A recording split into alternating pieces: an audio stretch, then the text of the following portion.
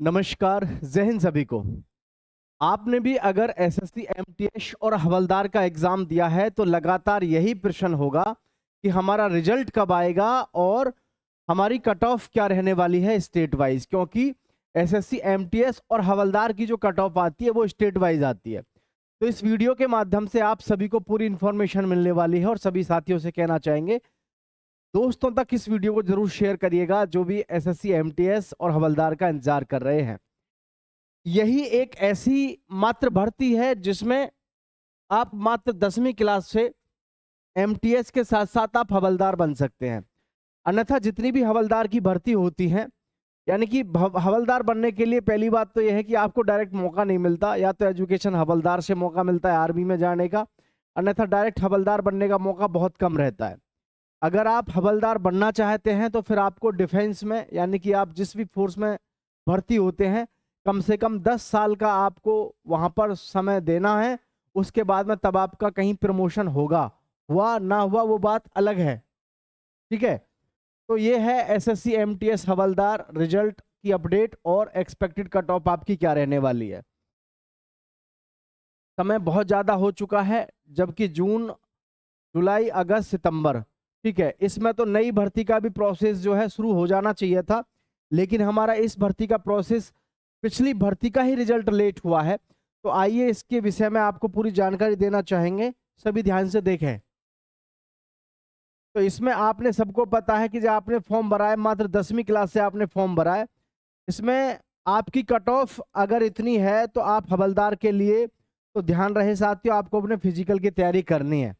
यानी कि ऐसे बच्चे होंगे जिन्होंने एसएससी एमटीएस का एग्जाम दिया है, और साथ ही में ये है कि भाई हमारा हवलदार में भी जो है बहुत सारे युवा साथियों का हवलदार में हुआ होगा। ठीक है,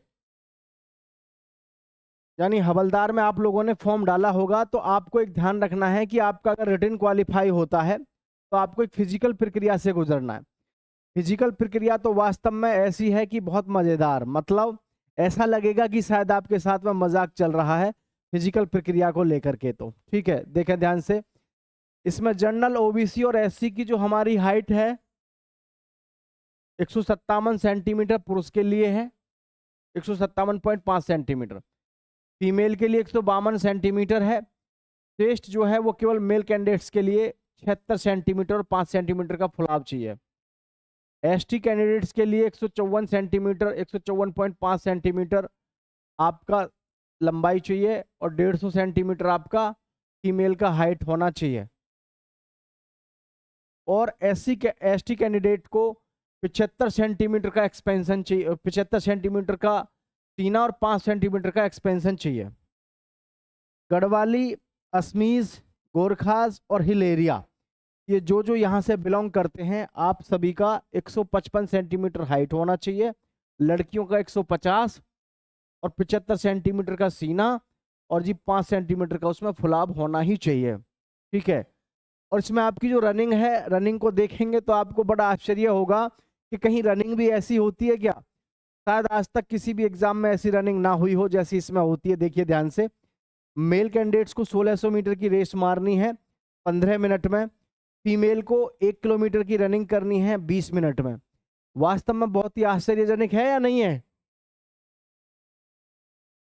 तो इसमें ये ध्यान रखना है आपको, ये फिजिकल जो है आपका फिजिकल प्रक्रिया बहुत ही नॉर्मल है।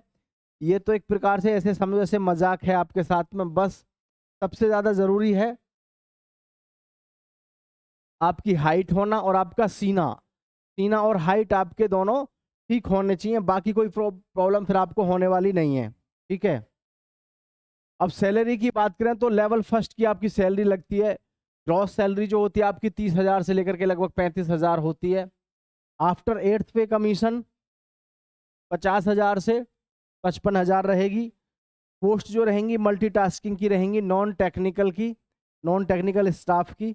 और हवलदार में central board of indirect taxes and customs, इसमें आपको पोस्टिंग मिलती है, बहुत जबरदस्त पोस्टिंग है आपकी। ठीक है, सेंट्रल ब्यूरो ऑफ नारकोटिक्स, ये देख सकते हैं आप, central bureau of narcotics CBN, central bureau of narcotics CBN, ये बहुत जबरदस्त आपको मतलब डिपार्टमेंट मिलता है। तो आपको ये चीज समझ आनी चाहिए यहाँ पर, अगर आप 10th पास हैं और आपका अच्छा इसमें परफॉर्मेंस रहा है, और अगर आपने हवलदार के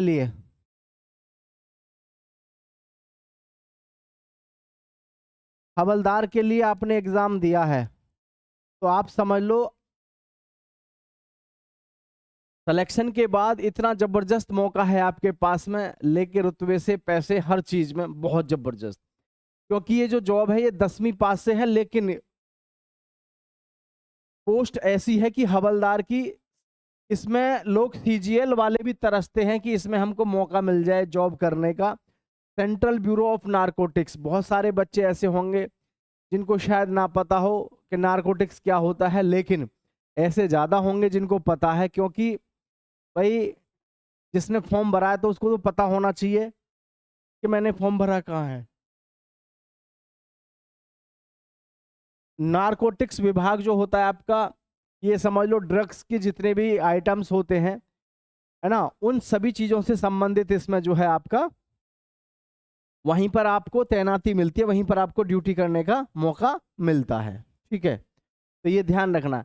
अब आपका कितना स्कोर है, अगर आपको फिजिकल के लिए तैयार रहना है या फिर नेक्स्ट स्टेप के लिए, क्योंकि एसएससी एमटीएस में तो आपका केवल एक ही एग्जाम है। ये एग्जाम अगर आपने क्वालिफाई कर लिया तो आपका सिलेक्शन हो जाएगा।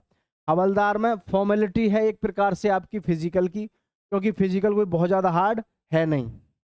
ठीक है, अब देखो ये आपकी, मैं कट ऑफ को बता दूं, फिर आपके साथ मैं चर्चा करना चाहूंगा कि आपका रिजल्ट कब आ रहा है। ठीक है, देखो ध्यान से।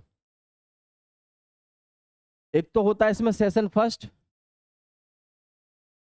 सेशन फर्स्ट में आप ध्यान रखें, आपका होता है मैथ्स, एक होता है आपका रीजनिंग। ठीक है, दोनों के मिलाकर के होते हैं टोटल 40%। 40% दोनों के होते हैं। एक प्रश्न होता है 3 नंबर का, 120 का आपका टोटल क्वेश्चन पेपर होता है। ठीक है, इसमें आपको ये ध्यान रखना है कि सेशन फर्स्ट में आपका जैसे मैथ्स है और रीजनिंग है, 40% में से जो जनरल कैटेगरी का बालक है उसको 12% ठीक करने ही करने हैं क्वालिफाई होने के लिए। और जी जो बच्चा ईडब्ल्यूएस का है उसको ये समझ लेना भाई 10% उसको करने हैं। और जो एससी वगैरह के बच्चे हैं उनको 8% ठीक करने हैं। किस लिए? अगर आप सेशन फर्स्ट पास करना चाहते हैं तो ध्यान रहे, सेशन फर्स्ट मैथ्स और रीजनिंग 40% में से आपको ये पास करने होंगे। अगर ये पास कर लेते हैं आप, फिर आपका दूसरा वाला यानी कि सेकंड जो सेशन है ये चेक होता है।